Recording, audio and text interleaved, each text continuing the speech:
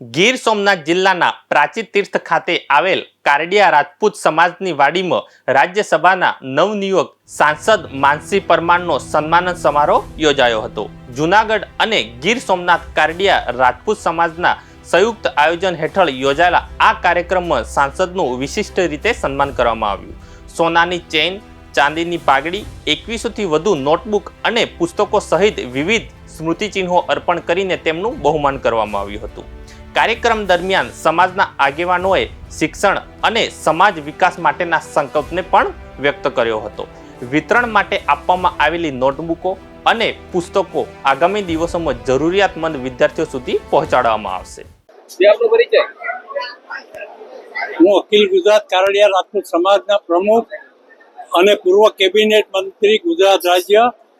આજે ભારતીય જનતા પાર્ટીએ અને દેશના યશસ્વી વડાપ્રધાન નરેન્દ્રભાઈ મોદી અને ભારત દેશના ગૃહમંત્રી અમિતભાઈ શાહના નેતૃત્વમાં અને ગુજરાતના પ્રદેશ પ્રમુખ જગદીશ વિશ્વકર્મા, મુખ્યમંત્રી ભૂપેન્દ્રભાઈ, આ બધાના અખાંડ હૃદયની લાગણી સાથે કારડિયા રાજપૂત સમાજને એક નવયુવાનને રાજ્યસભામાં આઝાદી પછી પહેલી વખત નિમણૂક કરી છે।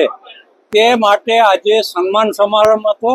આજે અખિલ ગુજરાત કારડિયા રાજપૂત સમાજમાં એક વચ્ચેનો ગાળો 10 વર્ષનો ગાળામાં જે એક અંતર પીડ્યું હતું એ આજે પૂરું થયું છે અને રાજ્યસભાના ઉપલા ગૃહમાં જ્યારે ગુજરાતના કારડિયા રાજપૂત સમાજના નવયુવાન માનસિંહભાઈ પરમારની નિમણૂક થઈ છે તે માટે હું દેશના પ્રધાનમંત્રી અને ગૃહમંત્રીશ્રીને હું હૃદયથી અખિલ ગુજરાત કારડિયા રાજપૂત સમાજના પ્રમુખ તરીકે હું હૃદયથી આભાર વ્યક્ત કરું છું અને આવનારા દિવસોમાં કારડિયા રાજપૂત સમાજ 99% ભારતીય જનતા પાર્ટી સાથે જોડાયેલો છે અને મજબૂત રીતે ભારતીય જનતા પાર્ટીના નેતૃત્વને ક્યારેય પણ કોઈ પણ કહેવા જેવી વાત નહીં રહે અને કાયમી તેમની પડખે ઉભો રહેશે।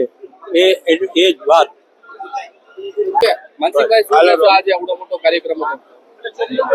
ભારતીય જનતા પાર્ટી રાષ્ટ્રીય નેતૃત્વ અને પ્રદેશ નેતૃત્વ દ્વારા એક સામાન્ય કાર્યકર્તાને આજે રાજ્યસભાના સાંસદ તરીકે ઘોષિત કર્યા અને દિલ્હી મોકલા છે।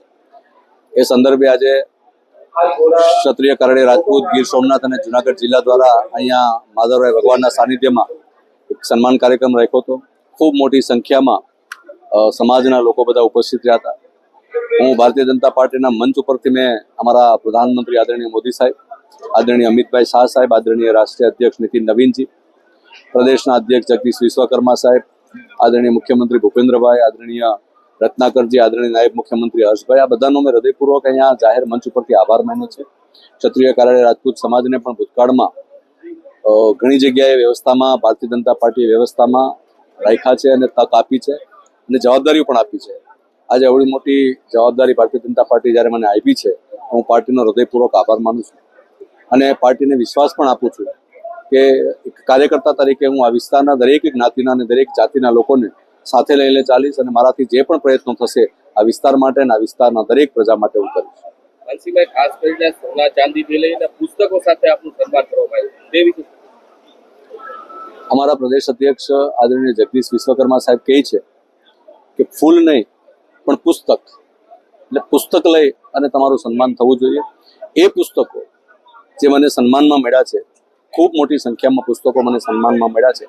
આ જ પુસ્તકો અમે અમારા વિસ્તારની જે પ્રાથમિક શાળાઓ અને માધ્યમિક શાળાઓ છે એમાં સામાન્ય ગરીબ પરિવારમાંથી આવનારા બાળકો છે એને આ પુસ્તકો હું પાછો પરત એને આપીશ અને એમનું સન્માન કરીશ। માનસિંહભાઈ, વિદ્યાર્થી પરિષદથી લઈને આજે આપ રાજ્યસભાના સાંસદ બન્યા છે, અન્ય કાર્યકરોને શું પ્રેરણા આપશો? વિદ્યાર્થી પરિષદથી લઈને અત્યાર સુધી મેં રાજ્યસભાના સાંસદ તરીકે પાર્ટી મને જવાબદારી આપી છે। આ 25 વર્ષના સમયગાળામાં ખૂબ મહેનત કરી, પાર્ટી પ્રત્યે ખૂબ વફાદારી નિષ્ઠાથી કામ કર્યું છે। પાર્ટીએ મારે કોઈ પાર્ટીને મેસેજ આપવાનો ન હોય પણ પાર્ટીએ મને રાજ્યસભાના સાંસદ જાહેર કરી અને પાર્ટીએ આખા દેશને અને આખા ગુજરાતની દરેક પ્રજાને મેસેજ આપ્યો છે કે આ ભારતીય જનતા પાર્ટી છે, સામાન્ય કાર્યકર્તાને પણ એ કોઈને કોઈ જગ્યાએ યોગ્ય સમયે સ્થાન આપતી હોય છે।